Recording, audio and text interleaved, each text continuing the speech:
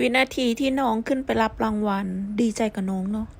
ครับผมนะครับก็เดี๋ยวต้องขอบคุณอะไรไซส์บอกนะครับครั้งที่7แล้วนะฮะแล้วก็ขอบพระคุณคณะกรรมการทุกท่านที่เลือกผมให้ผมได้รับรางวัลนี้ในชีวิตผมในแต่ละรางวัลที่ผมได้รับผมไม่เคยคิดเลยครับผมจะได้รับรางวัลนะครับก็ขอบพระคุณมากๆและที่สำคัญเลยที่ผมจะลืมไม่ได้เลยนะครับขอบคุณ FC แฟนคลับนะครับแล้วก็เพื่อนผมครับที่ผมจะพูดถึงบายบายโอริโอครับ